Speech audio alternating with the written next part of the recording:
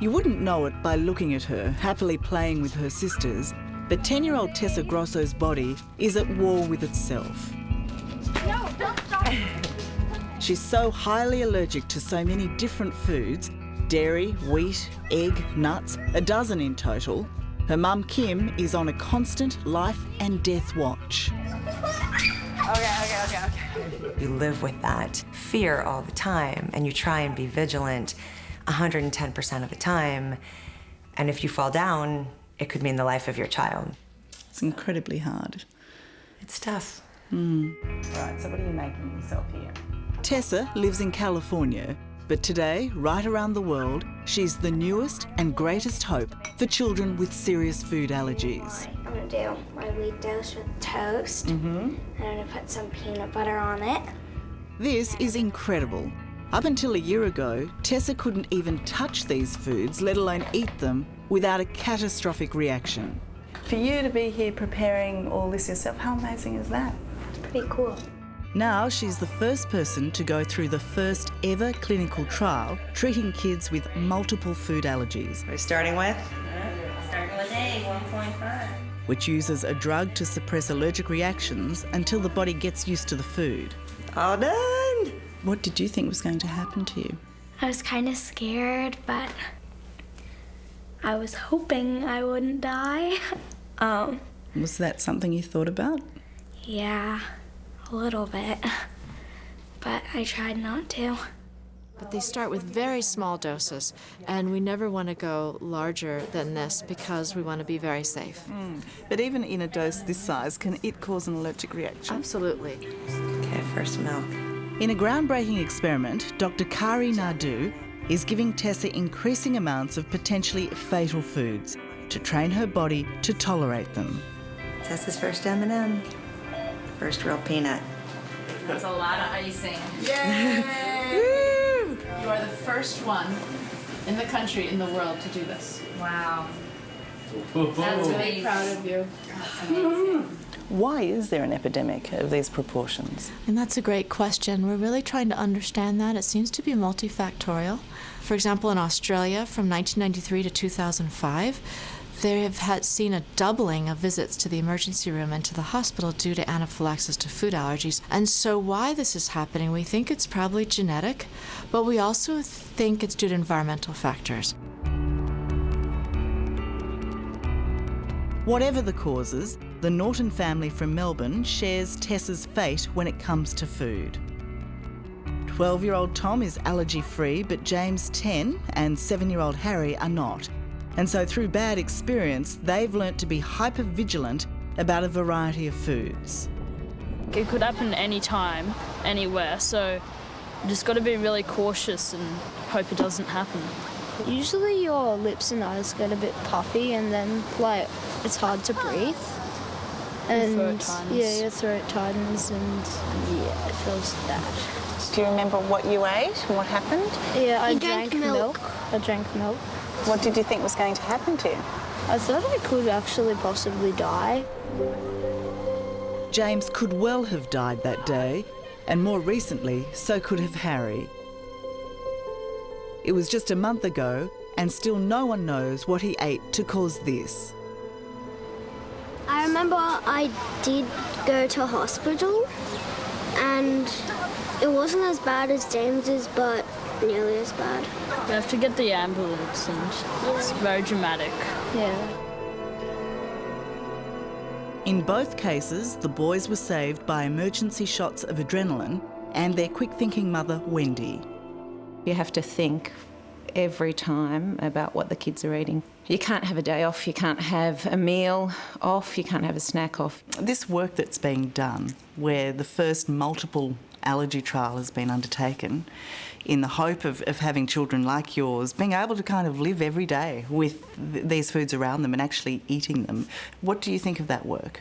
You know, it's a fantasy of mine that one day the kids won't be allergic to anything and that we'll be able to decide to go out for dinner on a whim. So James and Harry have their food on the plastic plates, so we don't get confused as to who has what. Eating in the Norton house is a precise exercise. Wendy won't ban any of the allergic food, but everyone is trained to know what they can and can't eat. We've just got to wait. And they know the consequences of getting it wrong. That's the difficult thing with anaphylaxis, because the kids are happy and healthy and look fine, and it can all change so very quickly, and that's the thing that is so frightening about it. No one knows better just how quickly and fatally anaphylaxis can strike than Melbourne couple Nigel and Martha Baptist. While their other boys, Dylan and Jack, can pretty much eat anything they like, their older brother Alex, with the big brown eyes and the big smile, was highly allergic to peanuts.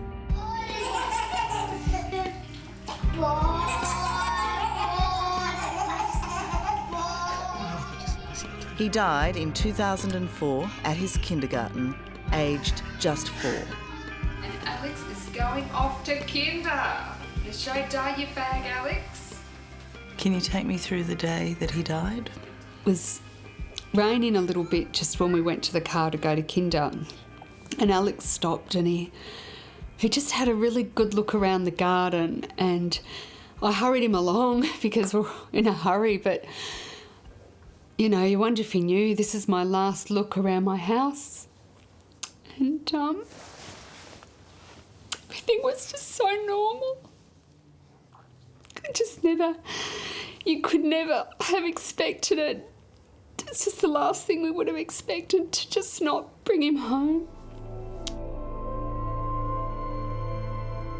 Everyone knew Alex suffered allergies, but despite there being an action plan at the preschool, in the chaos of his attack, the EpiPen wasn't used correctly. I mean, this grief of losing Alex, it's with us every day, and it's never going to leave us. It's going to be with us forever.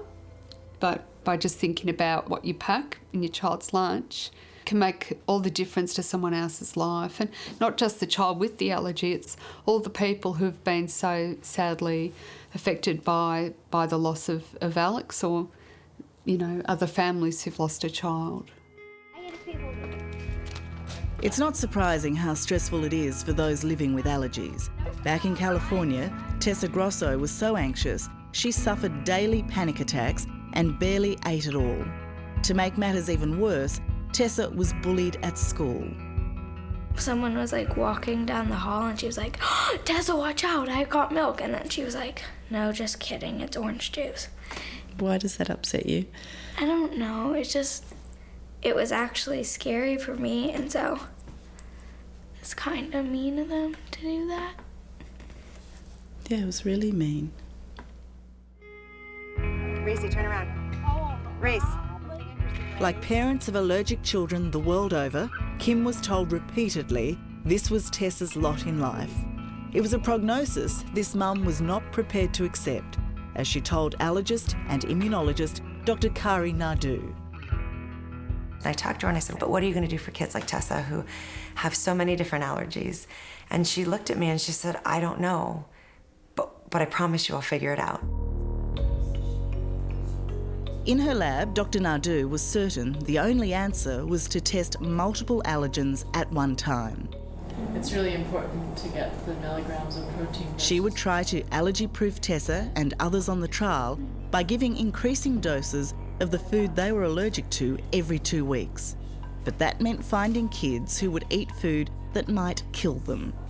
It's incredible. They're really the heroes of this process. It takes a lot of courage to be able to ingest the very same food that previously you've been told never to eat. Despite the risks, 85 patients joined Dr. Naidu's trial. But Tessa would be the very first guinea pig, and understandably, she was scared. I was walking into a hospital and I looked at my mom and I was like, "If I die, this is your fault." Because she was the one who had like pushed me to do it. And so I was just really nervous. I don't think I really meaned it, but... And for you, when your daughter said that to you walking into the hospital... Oh, jeez. It took everything in my power not to turn around and get in the car and leave. How's dose number 2 taste in the applesauce? Crucial to the experiment was a new drug that reduced the body's allergic reaction. Are you ready? It meant Dr. Naidu could introduce more foods more quickly, achieving in 3 months what would otherwise take 3 years. Okay, and then big breath in. The patients were poked and prodded, their reactions closely monitored. Oh, yes. And incredibly, within just 12 weeks, Tessa was eating the required amount of 5 foods that 3 months earlier would have killed her. Try the whipped cream in the middle. It was time to celebrate. Yay! For that. Oh, what a beautiful start. She has done amazing to get here.